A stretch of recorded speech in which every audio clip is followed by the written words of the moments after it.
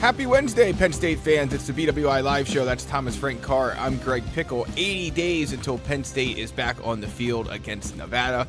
The Nittany Lions, of course, will host the Wolfpack in a 3:30 game on CBS on August 30th. But T-Frank, that's in the distance. Right now, it's a lot of recruiting, it's a lot of summer workout news, and it's a lot of getting ready for what is to come for the Penn State football program in the days and months ahead. Nittany Lions, of course, picked up 2 commitments already this month. As you heard yesterday, if you listened to the show from Sean Fitz, the latest official visit recap you can find here on the BWI YouTube channel. Ryan will be back tomorrow to talk more recruiting. But T-Frank, let's get into some football. How you doing, man? I missed you last week. Yeah, it was weird not because I also didn't want to text you because you're on vacation, and so being work friends, work is a part of friends. So I just wanted you to have the full week off. So yeah, it was a little weird not having Greg around because Greg is always around in everything. So good to have you back, and it's nice to have somebody to talk to here on the show. I mean, the chat's always here; they're always great. Right. But I can't actually see their face and talk to them, so it's nice to have the human side of that here today. And by the way, is 80 days a lot or not? Because that's the countdown that happens during the year. I never know how to feel about it because it feels like an infinite number, but also 80 is not a big number. Yeah, so it feels like a lot until we do the first show of August, which will be August 4th or 5th, and we're going to sit there and say, where'd the last 2 months go? And what happened to summer? And then it's going to be, 4 weeks until Penn State is back on the field. So yes and no, I think, is the answer to that question. As the offseason continues, one milestone is, of course, this 80-day mark, but another is Phil Steele's annual Preseason magazine. It hit some subscribers to his mailing list inbox over the weekend. It hits bookshelves and across mail.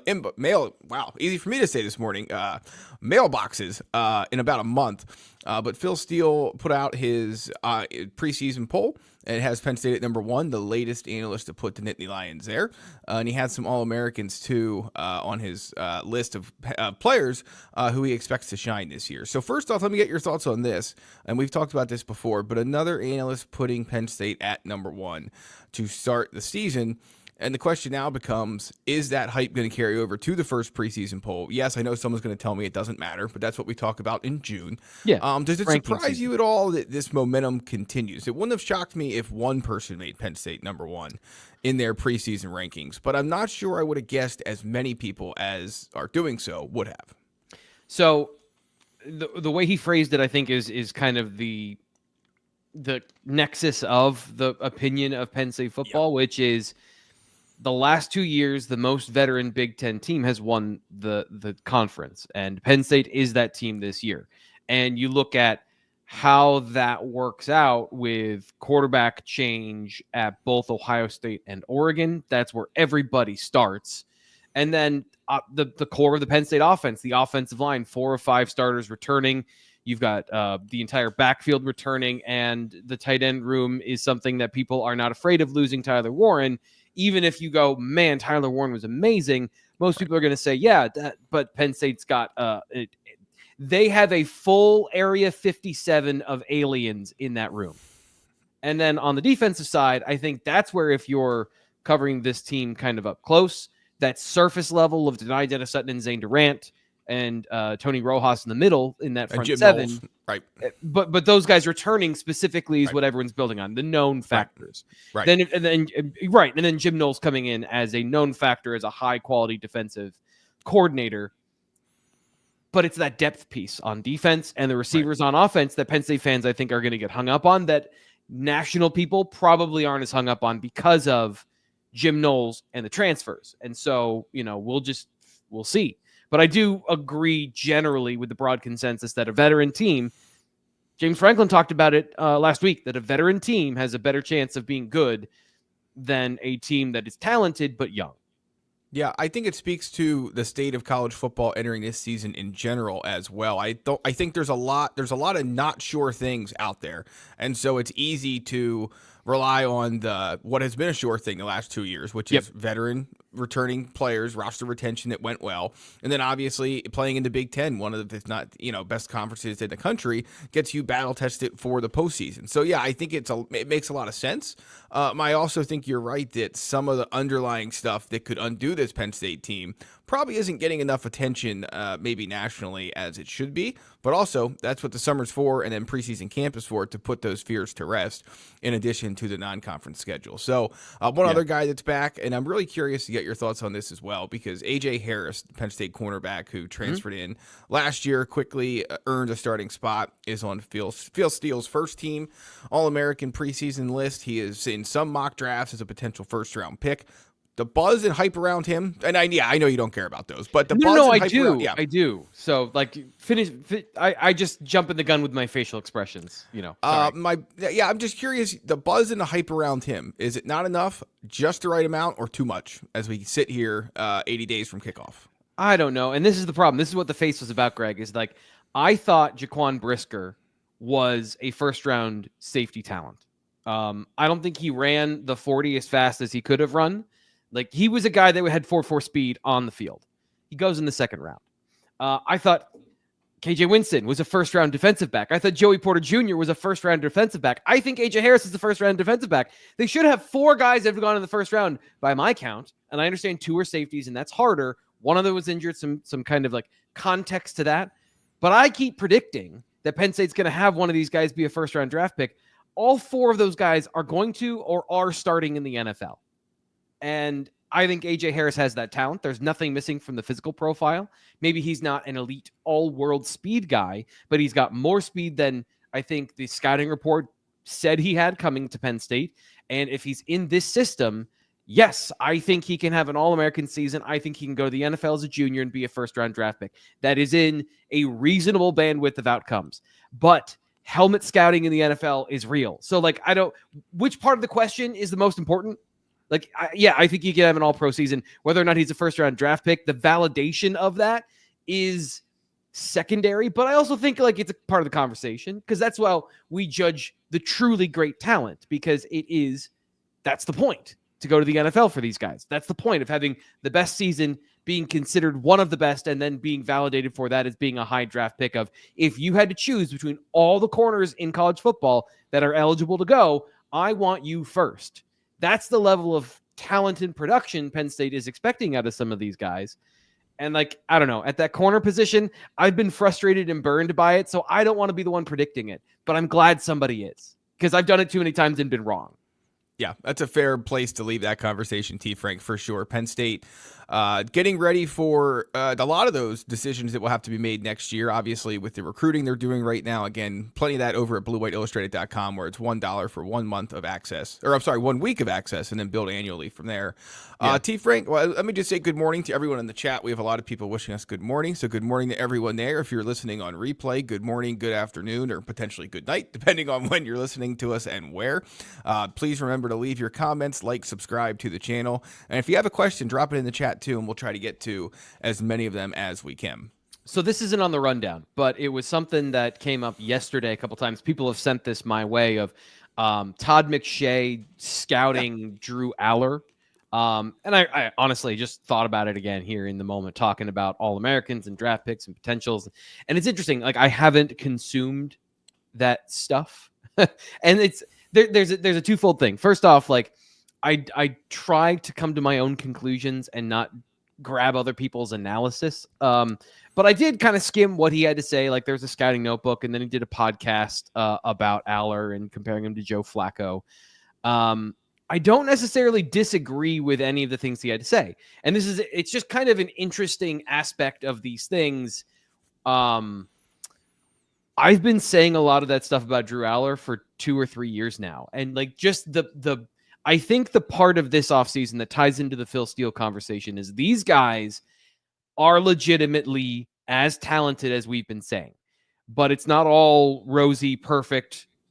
Guy should be a first-round draft pick. If he had produced like that, he would be in the NFL right now. Probably he'd be a New York Giant. So, like, maybe it's a good thing he did for his future outlook. I actually think Brian Daboll is a good coach. Like, just they legitimately haven't had a quarterback, and it's been a nightmare. Right. But that's the thing is, like, that, and what I'm trying not to say is, like, I don't care what Todd McShay has to say because I already know all these things. But it is interesting to watch this process happen before next offseason when the draft conversation happens. Like, Right. These guys getting national attention is also partly validating that NFL or that national championship aspiration. And it's just interesting watching these conversations go to a larger scale and having that spotlight shine on the things we've been talking about here on the show. So I don't know if that sounded like I said, yeah, I already knew all that information. I was trying not to say that, but that's kind of what I was saying. Yeah, and Drew Aller, of course, his game will be picked apart the rest of this summer. Every game next year, every throw will be picked apart. The rest of his life. Yes, right. And certainly, and probably no more so than this year and then his rookie season in the NFL. But that's some NFL draft talk, T. Frank. Let's get to a segment we did have on the rundown, buy or sell. So I thought we might have some audio here. We do not. That was my mistake. I'm a little rusty after a week off. But T. Frank, buy or sell, for those listening who have not heard us play this game before, it's pretty simple. We ask a question, and then we debate whether we're buying or agreeing with that topic or selling and disagreeing with that topic. So let's get started. Our first one up of the day is, will Penn State allow fewer rushing yards than it did last season in 2025? So last year, Penn State allowed 101.9 yards per game and 3.05 yards per carry. Obviously, the difference being that Penn State loses some key guys on defense, also has a coordinator change. Whether that's an upgrade or not, it looks to be on paper. We'll see how it actually looks in reality. But where do you start this conversation, T. Frank, buy or sell? Oh, this is a tough one. And it's funny. I saw you put it on the rundown, and I thought to myself, it's a little early in the morning to have this kind of a mental thought gymnastics. So I was hoping you had a good answer, because I don't. I didn't sleep well last night, so I think there's a certain amount of torture that I just wanted to go through today. It just was part of the morning mood. I want to say buy, because I think the plan is better, but the talent is not the same. So the equilibrium of that, it's okay. Here's what it is. It's June. This is the time to be optimistic. So I will be optimistic. I would say, yes, they will be better than that because a couple of factors. There will be fewer missed tackles this year. I almost want to guarantee that.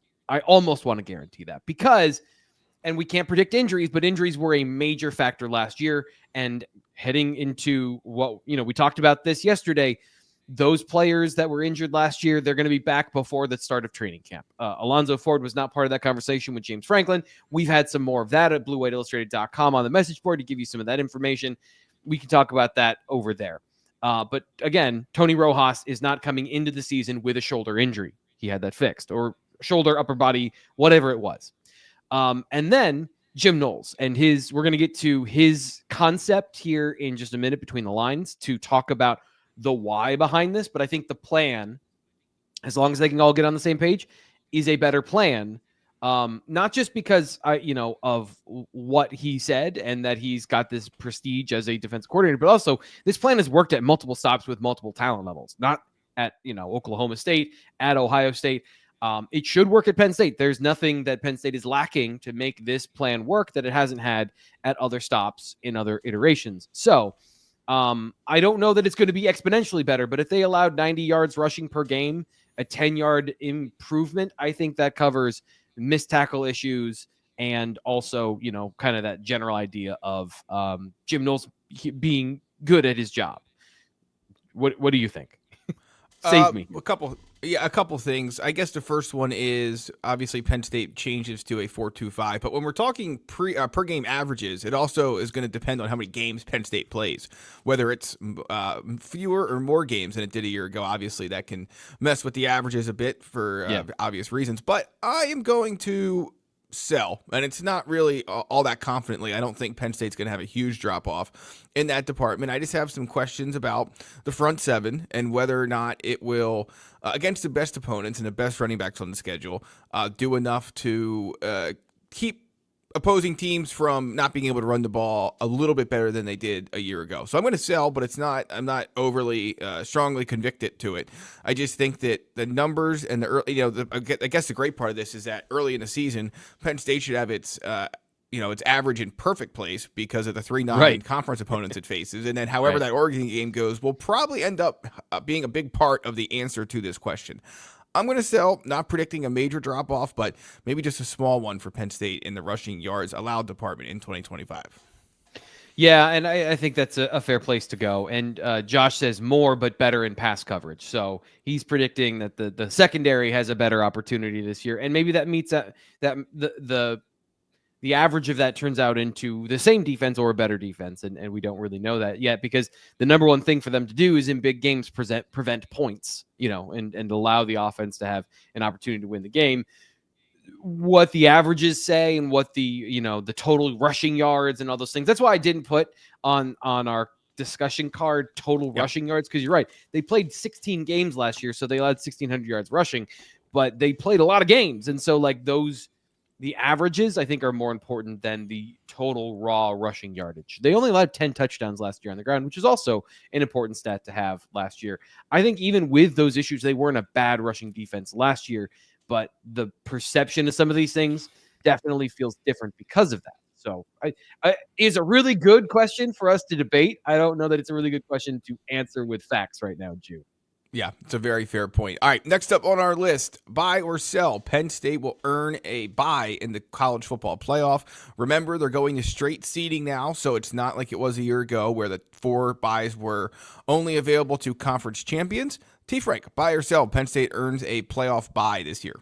So, Greg, help me out with this. When I wrote this down, I'm still not sure of the rules because I didn't look this up. That means they have to make the Big Ten championship game and then win the Big Ten championship game, in that they have to be one of the top 4 teams in the country to get the bye this year. Is it possible for them to make the Big Ten championship game, lose, and then be one of the top 4 teams, or vice versa, not make the championship, but still maybe have 1 loss and be the 4th team?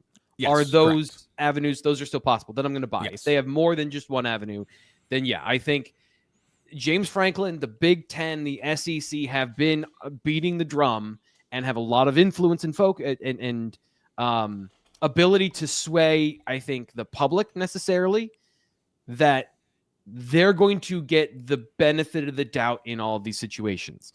Now, the playoff committee will take into account the metrics that they produced this year, and if they're not good against the best teams, that's obviously going to be something that people bring up in the room.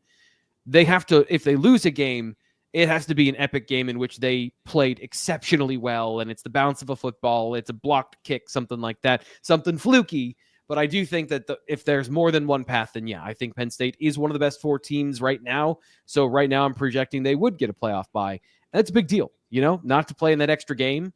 That rest is critical I think we saw them lose a little bit of steam there against Notre Dame. And I'm not trying to make excuses, but they did not play their best game overall against Notre Dame. And, mentally, maybe there was a sort of they got to the end of the road, maybe having a bye, they have more time to prepare. I don't know. Whatever it might be, I think that's obviously a huge benefit. Yeah, I'm going to buy on this one as well. If you look at this Penn State schedule, there's no reason for them to come out of this regular season with more than 1 loss. Obviously, the 2 games that most expect to be the closest are Oregon and at Ohio State. I don't think that trip to Iowa is a cakewalk by any means, and Nebraska could be tough later in the year as well. But this has the makings of a 1-loss team at worst coming out of the regular season, which will put them in that top 4 conversation.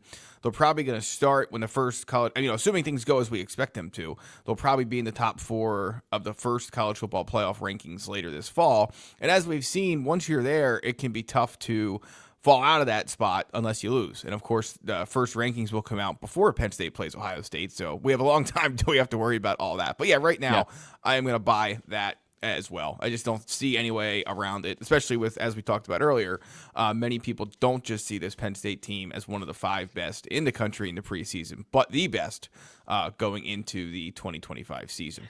All right. Yep. Go ahead. Final thought on that? I was going to say, I don't want to go down this road, maybe, but go ahead. Yeah, why not? It's 10:20 on June 11th, but right. The expectations, I think, are frustratingly high. So, I agree.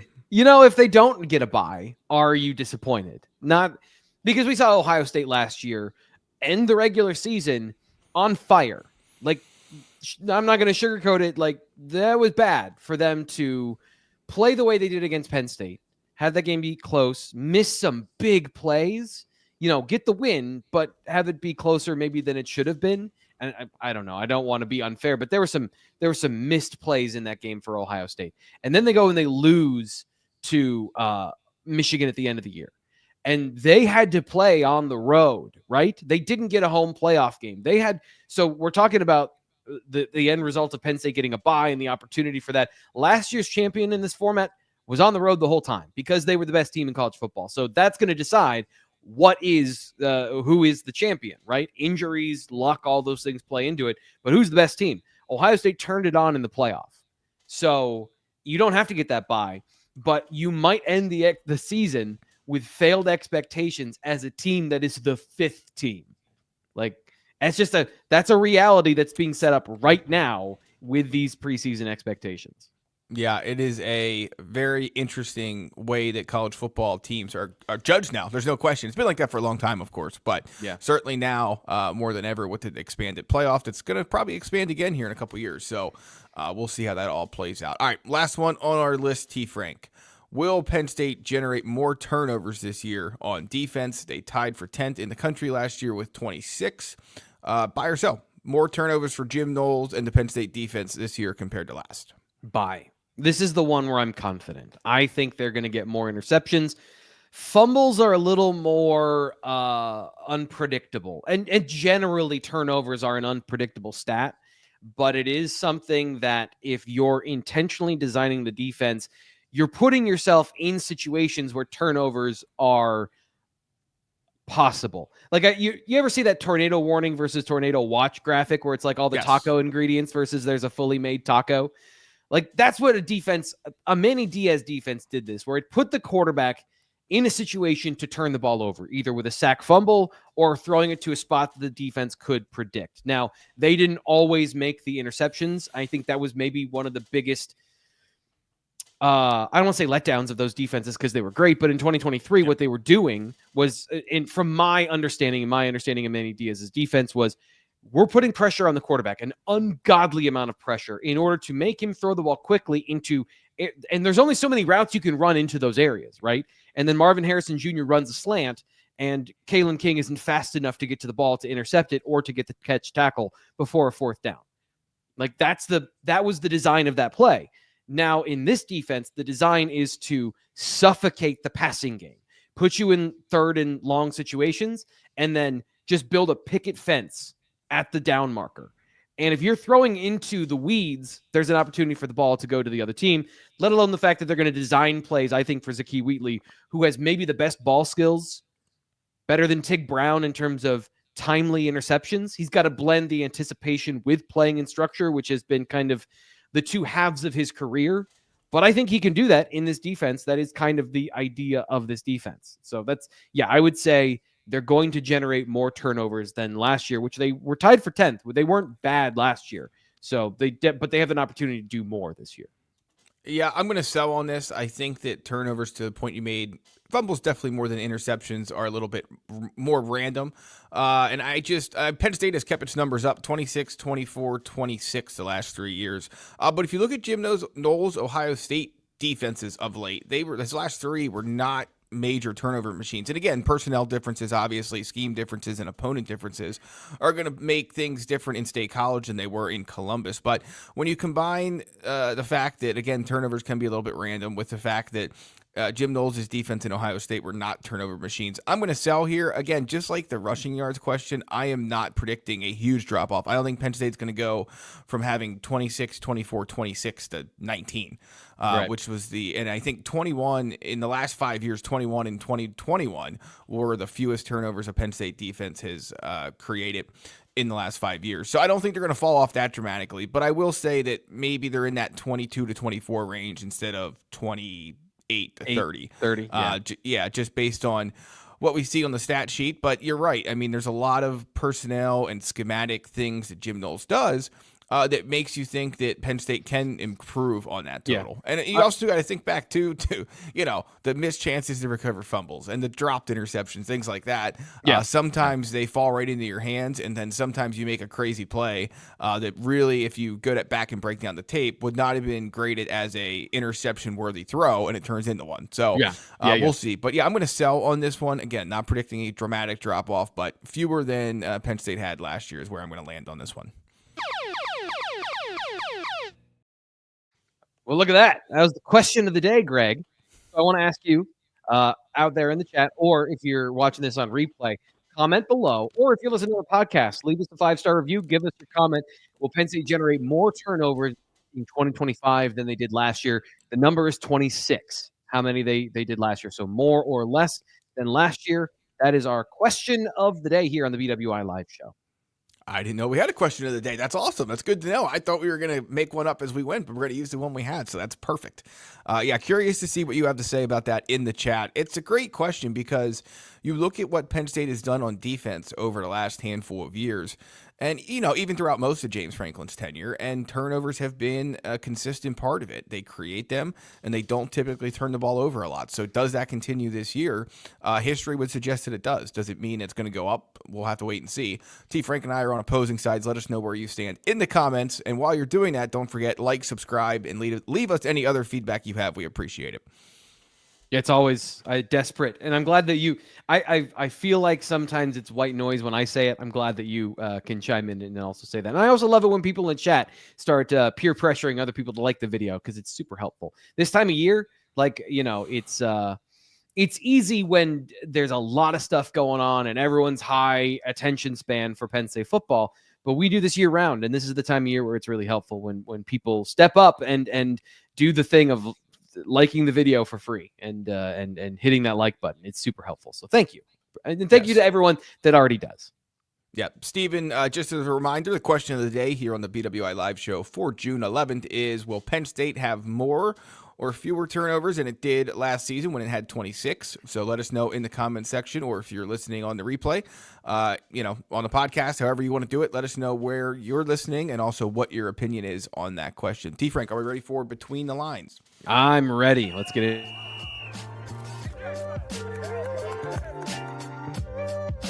They have both gotten reps with runs.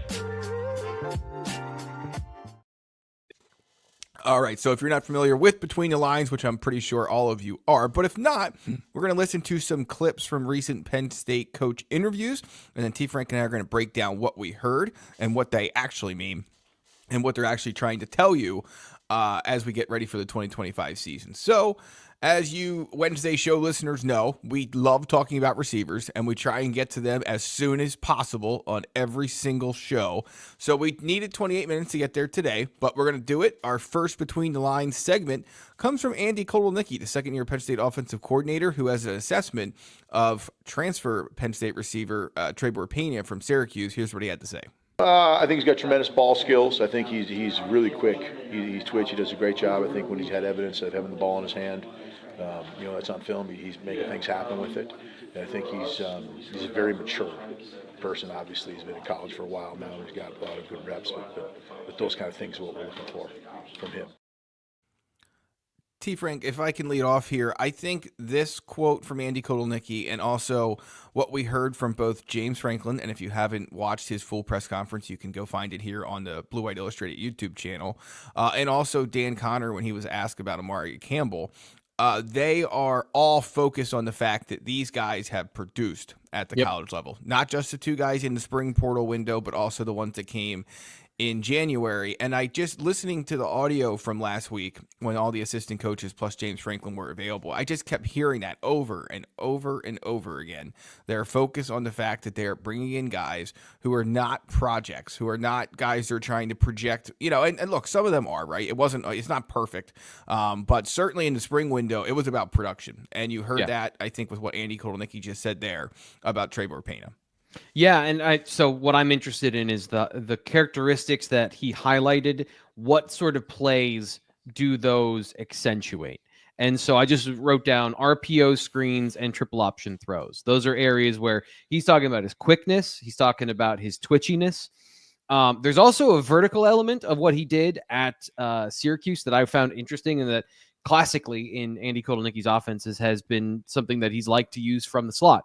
Using deep overs or vertical routes, seam routes, wheels, things like that to get guys open schematically going up the field. But I also think that if you're saying what they did last year, Tyler, and this is something I've talked about all offseason, Tyler Warren running an RPO slant and getting you 15 yards is different than Treber Pena, who maybe is a tick faster, which I don't know. He's like 2 ticks faster, but maybe he's a tick faster. And now he's breaking into space and creating angles that safeties can't tackle him. And now that 15-yard becomes a 27-yarder or a 30-yarder. The interesting thing is, listening to those things, the one thing I did not see on film from Treber Pena is tackle breaking. So where and how does he fit in with all those skills? I think Andy Kotelnicki has said, we're going to figure those all out when we see these guys, all the pieces working together during training camp. But those are the initial areas where I'm thinking this is where those fit into an offensive scheme that we've seen from Penn State. So I guess that's the main thing. First off, fans want to know about these guys. And as much as I have an opinion about what they can do, Andy Kotelnicki's opinion matters a little bit. This is a little bit more than mine. Yeah, curious to see what Pena does during preseason camp, because obviously he is drawing a ton of attention in terms of, if you go and read things about the biggest offseason wins for top 25 programs, or the biggest transfer portal get for top 25 programs, or the biggest newcomer for top 25 programs, his name comes up repeatedly, even though he wasn't on campus for spring practice. So curious how the expectations and the results marry each other, or don't for that matter, come the 2025 season. All right, next up on our list, Tamir Robinson left Penn State to go to USC in the middle of spring practice. That's how the Lions ended up going out to get Amari Campbell from North Carolina, as we mentioned earlier. T. Frank, and again, I'll pitch this one more time. If you didn't listen to all of James Franklin's press conference from last week, you can go find it here on the Blue White Illustrated YouTube channel over at bluewhiteillustrated.com.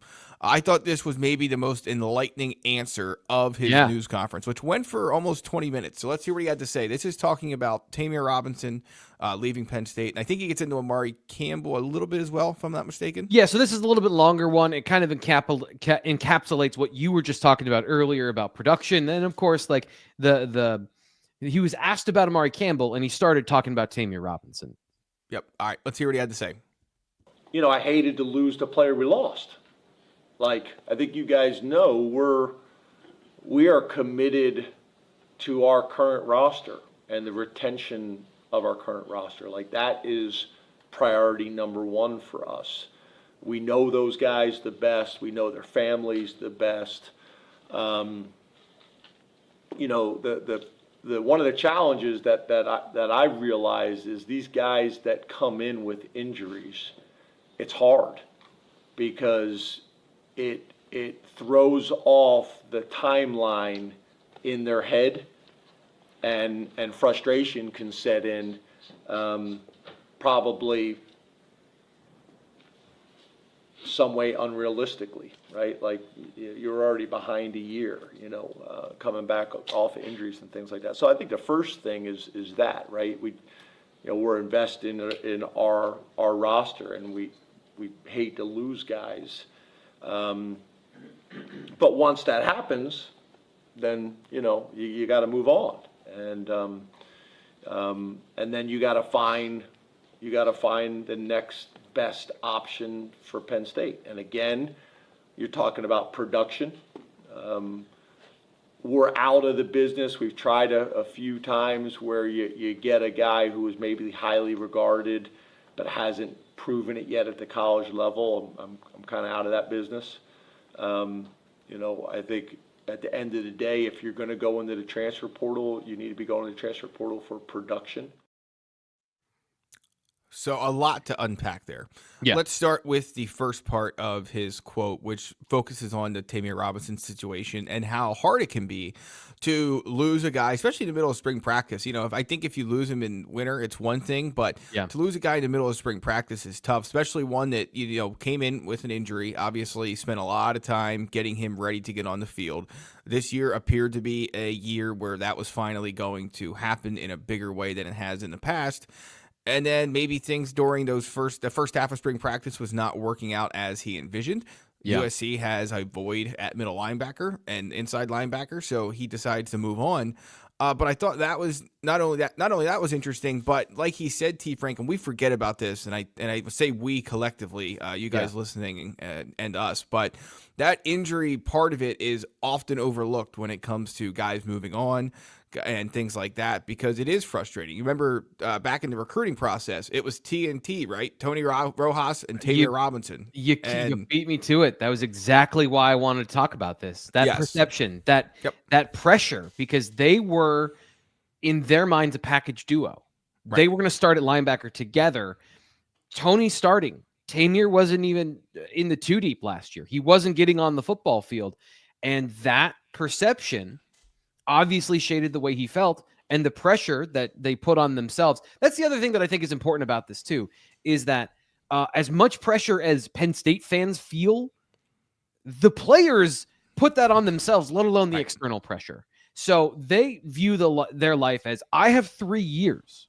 Right. You know, by the time, if I'm not on my way to being an NFL player by my junior season or my 3rd year on campus, most guys that go to the NFL older aren't NFL players. And so there is, I think, a pressure and a fear of everything in your whole life you've worked for is you know, I don't want to be too dramatic here, but like maybe it's a lie. Maybe you aren't an NFL player and you don't want to accept that. So you have to change the circumstances and situations. This is a little bit of projection here. This is reading the body language of these things and understanding, you know, talking to former players. These are all in the mix of making these decisions for guys like Tamir Robinson, Tamir wasn't, in my estimation, was not going and looking for a payday, right? This is a guy who came to a developmental program, wanted to play, saw a future for himself. And then these are the things that dissolve that vision of the future, is that they don't materialize on the timeline you expect. And that's kind of what James Franklin was saying there. Yeah, it's a hard conversation for both sides, because you certainly, as you point out, understand Tamir Robinson thinking he's at a point where he should be, you know, have performed by now and created more stats by now. That hasn't been the case. Obviously, the injury factor put him behind the 8 ball. Excuse me, as James Franklin said, as you just heard him say. And yeah, it's tough. And so that's the first part of the conversation, which I think is not only enlightening, but again, something to remember when not only you're talking about transfers, but you're also talking about player expectations as they grow through the program. Not everyone's journey is the same. Tamir Robinson and Tony Rojas are maybe the perfect example of that, as classmates whose paths obviously have diverged in a way I don't think either of them saw coming. All right, let's get to the second part of that clip, where he talks about being out of the business of projection. And he didn't say this, but what he was saying is in the business of production. And I think that seems so obvious, but I don't remember him ever saying that. And I think it's refreshing to hear, because it's the truth. I mean, there's no doubt that if you're bringing a guy in the spring, he better be someone that you can maybe count on in a 2 deep at the worst on special teams. He better be able to produce. It better not be, this guy, you know, he might be okay. You know, he might do something for us one day. Now, look. Which receiver are we talking about? Yeah, right. Which receiver we're out of that business? Right, exactly. Yes. But, you know, the other thing is Amari Campbell does have 2 years of eligibility left. Yeah. So, you know, the context of the linebacker discussion with that, because there is a reality that while he does have obviously plenty of production, there's time for him to take more steps. It's not one and done. I actually wrote about that today for today at BlueWhiteIllustrated.com, that he's kind of a rare player. I asked Dan Connor about that in terms of the rarity it is to get on the field, but also have the green dot, because we saw Tony get on the field as a young player. Tony Rojas played as a redshirt freshman in backup situations, and then we saw him play last year as a starter. But, you know, it's very different. And I understand there's this conversation that box linebacker jobs are the same, and so body type, all those things don't matter. But what matters is your assignment and what's expected of you on the field. The will linebacker can think a little less and play a little more, play more aggressively. That's why they got players on the field at that position classically earlier than playing at that Mike linebacker position, where you've got Tony actually was ahead of schedule, not playing the Sam because that's kind of a part-time job. Then you play the will, which is a playmaker job. And then if you are still a linebacker and it makes sense, you play the mic, which is the full linebacker job. And so Amari Campbell is very rare to have both time and experience at that. And so production, here's the thing, Greg. I don't think it's not a blanket statement. If they need to rely on you, production matters. But if you're a player that has potential, Owen Wafel has no production at the college level, but was a guy they brought in as a defensive tackle. And White has virtually no production at the college level, but they brought him as a defensive end to see if there's something to develop. So they're not fully out of that, but they are out of that of, we need to rely on this guy this year to fill a hole right now. And you look at the receiver room, all three of those guys played and were or starters or something at their previous schools.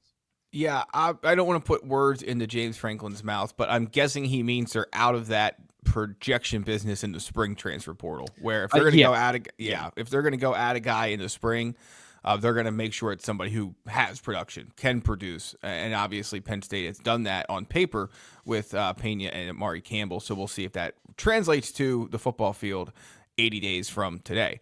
Any final thoughts on that, T. Frank? No, that was I'm proud of you. Not that I have a right to be proud of you, but I was so pleased that you remembered the TNT thing too, because I was like, I don't think anyone remembers Taymir Tony TNT. I don't because like that is an identity forging moment for those guys, and I just, from a human perspective, I know I talk a lot about the X's and O's, but from a human perspective, to have those things and then not have them realize, like, that's got to be hard for guys that have been successful at doing these things at the highest level their whole life. Yes, and certainly when you start that vision as a junior or senior in high school, and then a few years later, it's not where you expected it to be. Yeah, from a human level, it's brutal, and you can understand and sympathize with that, or at least I'd hope most can. But at any rate, let's move over to the offensive side of the ball.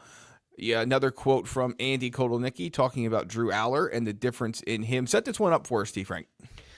So somebody just asked him, what's the difference between Drew in January and Drew now? And I found what Kotelnicki emphasized to be interesting and maybe revealing. I don't want to say fully, but like that's where I'm going with this. All right, let's hear what he had to say. Where's Drew better than where he was in January? You know, he's getting stronger. He looks really lean. I teased him the other day. So you can actually see his deltoids and traps a little bit. It's good. Those things, of course, I say that in jest, but it's true. He knows, you know, going through spring football, he knows what, going through all those reps and cut-ups, what he wants to improve on, what he wants to do. So he has a really good understanding about his capabilities and limitations, you know. Like, and I don't think a player he doesn't have a lot of limitations, you know what I mean? Like a year ago, people were talking about his mobility, and I think that he's proven that he can be mobile enough, and he's only improved that. You know, that's a specific thing to him. But from where he was in January, what we're doing offensively, how he's playing, how he's gelling with the skilled players, like it's so effortless to go out there and talk about the plays and install things. He's like, yeah, we're good, you know, so we can just go out there. Greg, where am I going with this? Yeah, so I told you off air that I was going to brush up on this Andy Kotelnicki stuff because I had not listened to it yet. And then I figured it'd be more fun to just listen to it live and riff on it from there. But yeah, on one hand, it's one of those things where what would you expect him to say? Like, I wouldn't expect him to stand there and say, oh, you couldn't imagine how hard it is for him to go out there and talk to his teammates. But I think there is a point to what he had to say about just the it's all incremental at this point for Drew Aller. Like, there's, to me anyway, and maybe you disagree, but it's all about cleaning up the little things that have held him in the Penn State passing game back. Like, if you go and look at, to take us back to that Todd McShay thing, and you obviously have said this a million times, but when you read it and refresh your memory about it, like, it's, you know, a little overthrow here, misses a touchdown. Yep. A little feet too fast here, misses a first down. You know, it's all those little things for him. Yep. And from the way Andy Kotelnicki talked, all those little things are starting to fall into place, or at least he's making progress to make sure they fall into place. So that's what my takeaway there was. So my initial response in the moment and then listening back was even a more defined feeling about that clip. Here are the words that pop out to me: stronger, leaner, mobile, limitations. He doesn't have any limitations. Mobile. is Andy Kotelnicki going to have him run more this year? Because last year, it was clear that Andy Kotelnicki wanted the option element in his game, in his offensive arsenal. And I last year illustrated the dichotomy, the direct cut between the offense with Drew under center and then the other part of this offense that somebody else operated, whether it was Katron Allen or Tyler Warren or Bo Pribula. And so 2 of those 3 guys are off the field. And I don't think that they're going to make Drew into Lamar Jackson, James Franklin's favorite quarterback to talk about when it comes to the ability to run. But they're not going to. Right. I think it's going to be part of it. I think if they're talking about these aspects of his game that have improved, and we are talking about the things in his game that need to improve in the passing side of things, like I don't know that we're having the same conversation. And I'm sure internally they're having that conversation too. I want to be clear about that. But that's my whether right or wrong, that's what I took away from that. And so I think that's really interesting as to what the offense is going to do and its efficiency. There are times that Penn State's offense could not be efficient. The play that was drawn up is a quality play. But if you've got your quarterback out on the field and he's not a threat on the play, it doesn't matter that you got somebody else under center. It's not 11-on-11 football. It's 10-on-11 football with the quarterback out wide. And so like that's always been the part of the Wildcat formation that has been a stressor. And what Kotelnicki did really well at Kansas was generating opportunities for the quarterback in that ecosystem to have balance in the offense. And I think at some level, that's going to be more part of the offense this year with Drew Aller under center. I don't know what percentage, but that's my takeaway from that. Well, I'm sure we will see some of it when Penn State opens up the season against Nevada, but more of it later in the year once they get through that non-conference stretch. There's no need to put too much of that on tape in the non-conference portion of the season. T. Frank, we have a quote next from Jim Knowles. I don't know if you wanted to get to the tape and then the question from the chat, or if you wanted to do the chat question then the tape. Let's put up Broski Bear's question here from earlier. He was asking, what area on defense do you expect to improve the most under Jim Knowles? Well, I had a question for Jim Knowles along those lines. I asked him, what's going to change for the linebackers? Is it going to be different? Is it going to be similar? Or, what are the expectations based on what they were doing before and what you want them to do? And this was how he phrased his defensive style, especially for those linebackers. I think with an expansion of the system, right, if those linebackers can learn where the ball's going to end up, like I call it Gretzky. Gretzky said, how did you score so many goals? And he said, it's because I went to where the puck was going to be, not where it is. So in this system, when linebackers can learn, I make a call, the offense runs this play, the ball's going to end up over here. You know what I mean? They start to learn that, and then they play faster and they get to that spot. So there are some real directed approaches where once they learn it, they know where the ball is going to end up, and they can be really effective.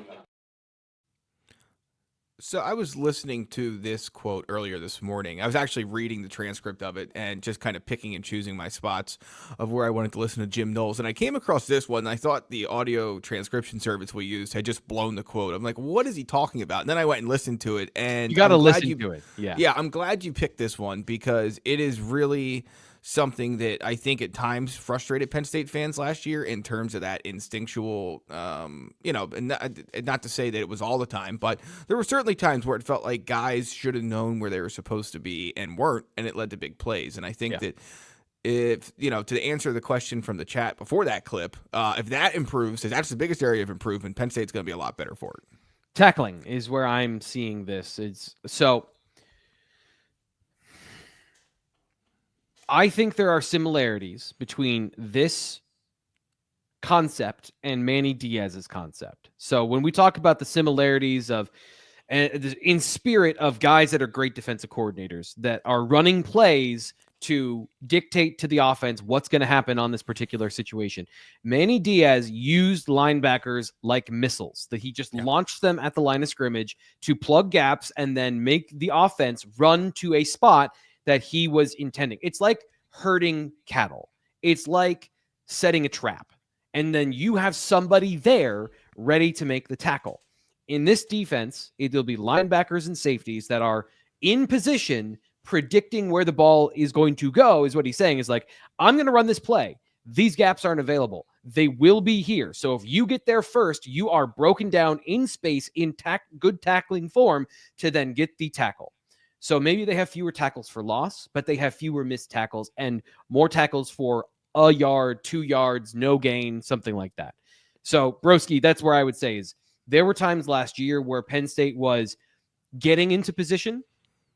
I think they will be in position if they learn the defense and everything goes the way that Jim Knowles is designing it. If the master plan works, then Penn State will have fewer missed tackles, but have a solid front seven from a execution perspective. Maybe they don't have gaudy stats. Maybe they don't have as many tackles for a loss this year, but they'll give up fewer rushing yards. They got to plug those gaps. Like the initial plan of plugging all those gaps the way you expect, that's the part where maybe we don't know yet of, do they have the defensive tackles and defensive end depth to make that happen consistently throughout a full season. But the plan, there's more of a coherent strategy like there was with Manny Diaz in this defense, and that's how he explained it.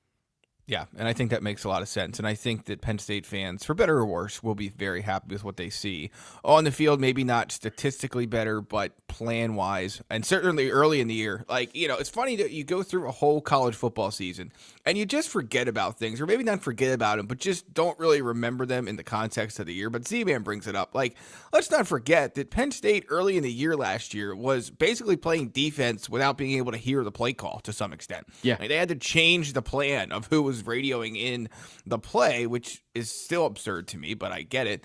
Tom Allen was doing the best he could, but it wasn't working right. And then Dan Connor took over and things went well. And it's all those little things that you just forget about in the course of a season that, add up to either making it to the college football playoff semifinal or perhaps not making the playoff at all. And so it'll be interesting to see how Jim Knowles' little things add up to big things. So the last thing I want to talk about before we get out of between the lines is actually one that's not on the list here, but it goes back to the offense. And this is something I've been thinking about. This is something I've been talking about, I think, here for a while, Greg. Kind of talking about this like improvement of the defense, and here's like the plan for what they did in 2024 versus 2025. They don't have that on offense, right? So they're in year 2 under Andy Kotelnicki. Right. So we talked about Drew Aller's improvement individually, but I don't think we put enough stock in the idea that Drew Aller was running that offense for the first time. We saw Drew Aller maybe be conservative in 2023, but I personally saw him know where everybody was on the field at all times and make really strong decisions in the passing progression because he had been in that offense for a while, right? 2 years at that point. This year, so I asked Andy Kotelnicki, I'm going to write about this later.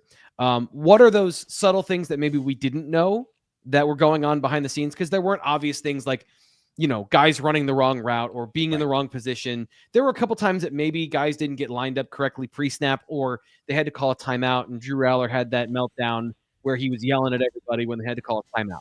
Right. All that stuff like that only happened a select number of times. Right.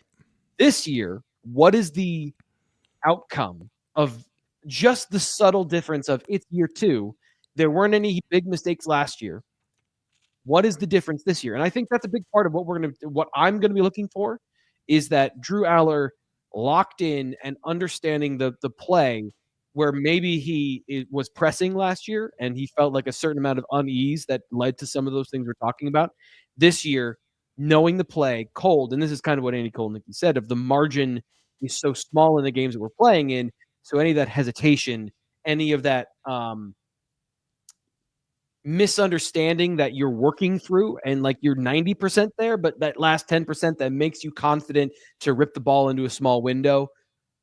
I'm curious if that is part of it, because what he came back to is the big picture of winning and losing games, winning and losing the biggest games. And Drew Aller's individually is going to have an impact on that, but the offense in general is going to have a big impact on that. And the reason Drew is kind of the focal point of this conversation is because he has to know everything. As the quarterback, he's got to know all of it. And he did a great job of, they were in the right run plays. They were still really effective as an offense, which is part of his job outside of just throwing the ball accurately to a receiver. So I think there's just this subtle thing of they're going to be better this year on offense in the passing game because they've been doing it for 16 months or whatever at this point. Right.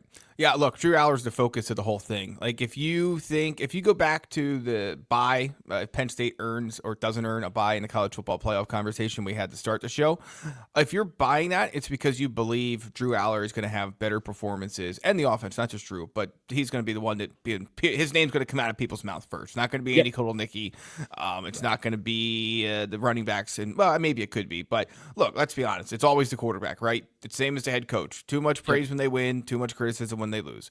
And so if you think Penn State's good enough to get a bye, be a national title contender, it's because you're buying Drew Aller improvement. And if you're selling on that thought, it's because you're selling on the idea that he has another level that he can reach and that he's not just who he's shown, which is obviously very good, but in the biggest, best, brightest moments, maybe not always good enough. So it's always going to come down to him this year in 2025. That's why we're going to spend probably the next, 80 days, 75, 70, whatever, talking about him and this Penn State offense. But that's between the lines on this edition of BWI Live. T. Frank, before we get out of here, wanted to give you the chance to share, preview, promote your story from the Penn State camp season over the weekend. Yeah. As you guys all know, Sean has his recruiting update on Tuesday's show here on the BWI Live on YouTube and on your favorite podcast feeds. And then him and Ryan, or in this week's case, just Ryan, get you ready for the weekend every Thursday. But you were out of camp. Anything you want to share from that experience? Remember, you can get this stuff right away over at BlueWadeIllustrated.com, where it's $1 for 1 week and then billed annually from there. Yeah, and a lot of this stuff too, some of it was on social media, but some of it, the context and what I was seeing in those moments, is over in the article. So like all of it together, I don't have the video for here on the show, but want to talk. Friday was the 7-on-7 camp and Big Man Challenge, and I went to the Big Man Challenge during a 7-on-7 camp because I wanted to see Kevin Brown and Roseby Lubintis, specifically were the guys that were there on Friday. And I'll start there. I think that there's an interesting parallel between Roseby Lubintis and Anthony Donko, in that Roseby Lubintis is a wildly talented football player. He is unbelievably strong, and I wrote about this in the article. They do a medicine ball drill, where it's about striking the ball at the right position so that you're not striking high, you're not striking low, your hands and your shoulders and everything are in the right spot. And you have to, the offensive lineman has to hit the ball back to Phil Troutwine. Most guys just hit the ball back and Troutwine catches the ball. Roseby Lubintis is so strong that he made it look like a beach volleyball, one of those inflatable volleyballs that, you hit around at the camp, not like an actual volleyball, the ones that are plastic, right?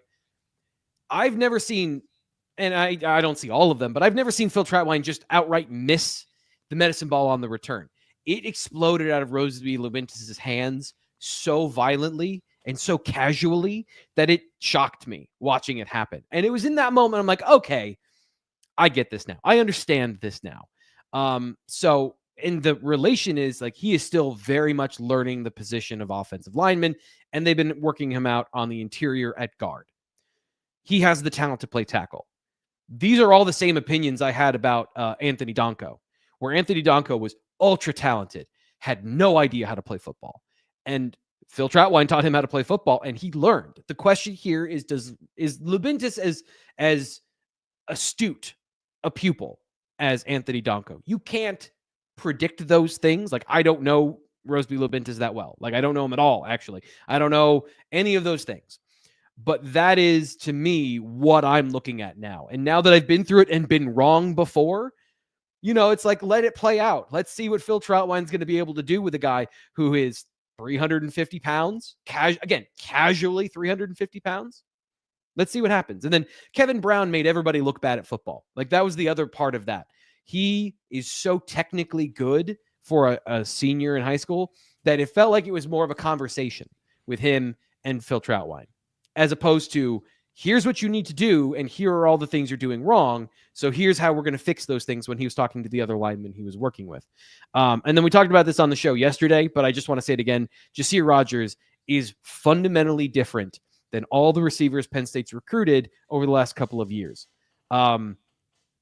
He's what I think they were trying to recruit under Taylor Stubblefield, of a guy who's 5'11", 6 feet tall. He's not the biggest guy in the world, but he can run every route from every position and generate dynamic separation and have all of the tools and the skills of a larger receiver while being in a package that isn't going to have any issues with route running and precision. And there's just a certain amount of mentality that goes in the position, that sort of like borderline, and I don't mean this in a bad way, that borderline arrogance and crazy that goes with a confident player, that when the ball's in the air, he goes, no, that's my football. I don't care that you're here. I'm going to get that and bleep off, right? He's got all, like, just on the surface level of watching him play football, he's got all of those things. And so the hype train is going to start to get a little bit crazy here for Jasir Rogers, but I try to be the arbiter of the hype train sometimes, of it's not warranted for this player, it is warranted for this player. As of now, we need a little more hype for Jasir Rogers. I think that, like, we're going to see him improve and in the rankings and all those things. So those are some of my thoughts. The rest over at the site, like you mentioned. And sorry that I went way longer than I expected, but when I start talking about those things, I get excited and then I get lost in the sauce. So never a problem, T. Frank. That more recruiting talk coming on the Blue White Illustrated live show on Thursday. T. Frank and Ryan Snyder are back to get ready for another busy official visit weekend in State College. Of course, you can learn the latest over at BlueWhiteIllustrated.com. It's $1 for 1 year of access to the latest team intel, recruiting updates, and more. So join us there. Thanks for listening. We'll catch you next time on BWI Live.